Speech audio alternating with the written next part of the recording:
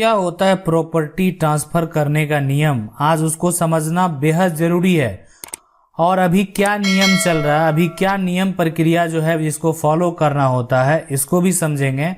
तो आज जो आपके लिए टॉपिक लाए बहुत ही महत्वपूर्ण टॉपिक है कि how to transfer property from father to son. अगर आपके जो प्रॉपर्टी है अगर पिता के नाम पे है तो बेटे क्या प्रक्रिया को अपनाकर अपने नाम पर उसको करवा सकते हैं। आज क्या नियम चल रहा है ये समझना बेहद जरूरी है कि आपको सही जानकारी अगर नहीं है तो आप फिर गलत स्टेप से अगर काम करेंगे तो वो सही काम नहीं होगा। इसलिए सही जानकारी होना बेहद जरूरी है। अगर आपके पास सही जानकारी है और आप सही तरीके से सारे स्टेप को फॉलो करते हैं तो आपको कोई दिक्कत नहीं होगा, आप आसानी से उसको ट्रांसफर करवा पाएंगे। अब इसमें दूसरा कंडीशन ये भी होता है, एक होता है कि चलो यहाँ पे सबसे पहले कि फादर हैं और बेटे के नाम पे ट्रांसफर करना है।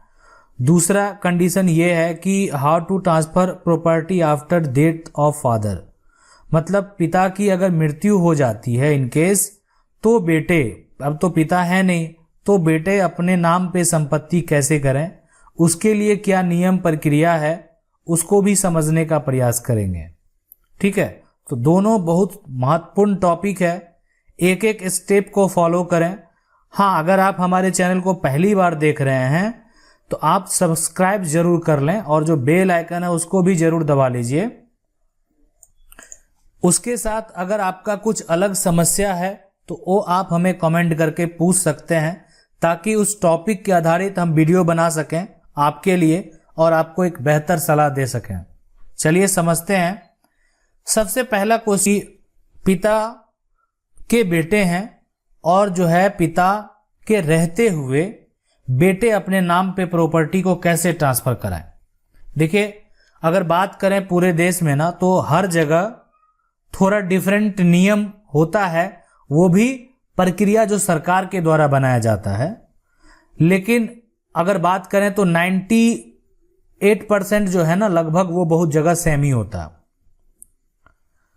अब सरकार के द्वारा आपके एरिया में क्या स्टाम्प ड्यूटी तय किया गया है, मान लेते हैं लगभग जगह 1000 है, 1000 का स्टाम्प लेना है संपत्ति को सही तरीके से बंटवारे करने के लिए। हो सकता है आपको 100 पे, लेकिन आपको बता देना कि अगर आपके पास 100 का है ना, आप 1000 भी लेंगे तो यहाँ पे 100 अगर आपके सरकार के द्वारा लाया गया है तो एक तरह से समझौता हो गया, कानून में इसका कोई भी मान्यता नहीं होगा।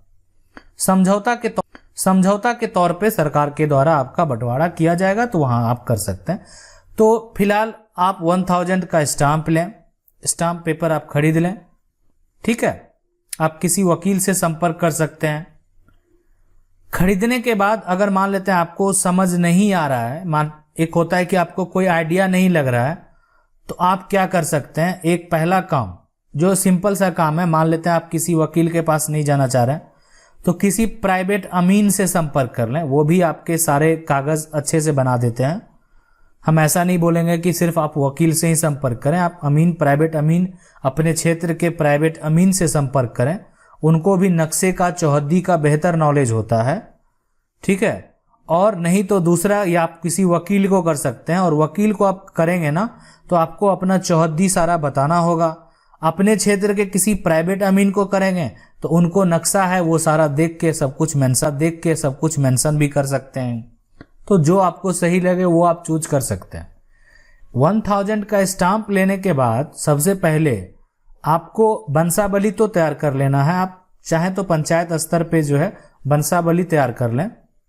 बंसावली इसलिए जरूरी है कि इसमें यह बताता है कि आपके फादर के कितने बच्चे हैं। आप अगर गलत तरीके से बनाएंगे और आगे किसी एक भाई या बहन को छोड़ देंगे और भविष्य में अगर वो न्यायालय में जाती है या कोई भाई है न्यायालय में जाता है और वो आपके खिलाफ कंप्लेन करता है तो आपको सजा भी हो सकती है उसके लिए। इसलिए आपने वो एक बहुत बड़ा फ्रॉड किया, उसके तहत आप जो है आपको सजा भी हो सकती है।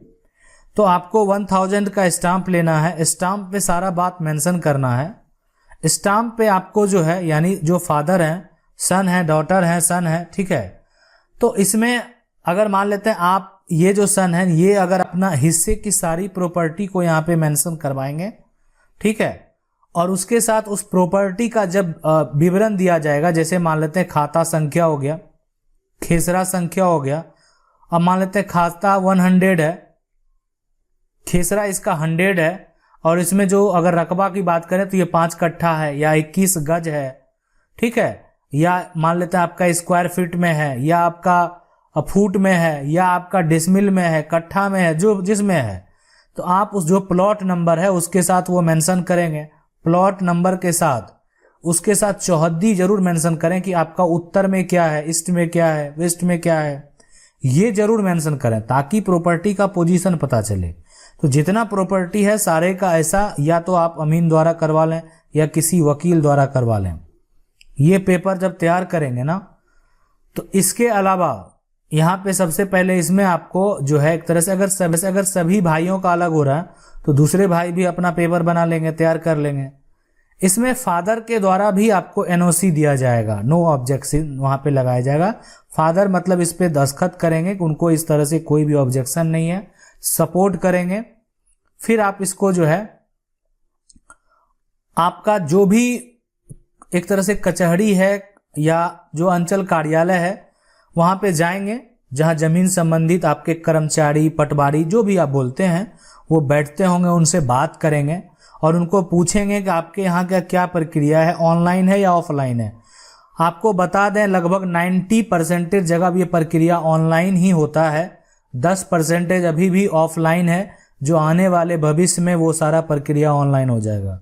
तो 90% जो ऑनलाइन है तो उसको क्या करना पड़ेगा, ये जो आपका बंटवारा का रजिस्टर्ड बंटवारा का दस्तावेज है ना, इसको ऑनलाइन कर देना होगा। ऑनलाइन करने के बाद जितना भी इसमें प्रॉपर्टी दर्ज है, जितना भी आपका प्रॉपर्टी इसमें दर्ज है ना, वो सारा होने के बाद जब आपका नंबर आएगा ना तो वेरीफाई किया जाएगा कि जो प्रॉपर्टी इसमें दर्ज है, वेरीफाई कर्मचारी या पटवारी के द्वारा ही पहले किया जाएगा कि इसमें जो दर्ज प्रॉपर्टी है वो इनके पिता के नाम से दर्ज है या नहीं है। अगर है तो ये वेरीफाइड कर दिया जाएगा और ओके करके आगे फॉरवर्ड कर दिया जाएगा। जो अंचल के अधिकारी हैं, आपके क्षेत्र के जो सर्कल ऑफिसर हैं, जो लैंड ऑफिसर हैं, उनको ये जो है फॉरवर्ड कर दिया जाएगा। करने के बाद जो है वहां पे आपको जाना पड़ेगा। वहां पे आपको एक तरह से आप बोलें तो एक वेरिफिकेशन पेपर, शुद्धि पत्र दिया जाएगा और वो वेरिफिकेशन पेपर जैसे ही अधिकारी के द्वारा आपको प्राप्त होगा, आप उस लैंड का टैक्स जो है मतलब जमीन का रसीद जो है वो देने के लिए सक्षम हो जाएंगे। आप जमीन का रसीद जो है वो कटा सकते हैं। इतना प्रक्रिया आपको करना पड़ेगा।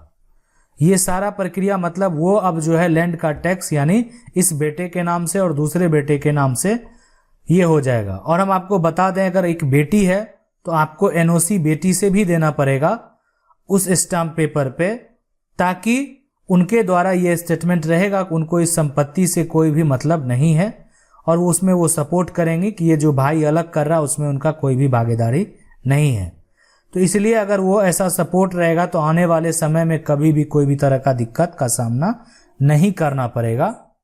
आगे जो दूसरा सवाल है वो इसी से मिलता जुलता है, लेकिन कंडीशन ये है कि यहाँ पे अगर पिता की मृत्यु हो जाती है, अगर पिता की मृत्यु हो जाती है तो सारा प्रक्रिया वही होगा। आपको स्टैम्प पेपर लेना ही है, वंशावली बनवाना ही है, ठीक है, सारा कुछ मेंशन करना ही है।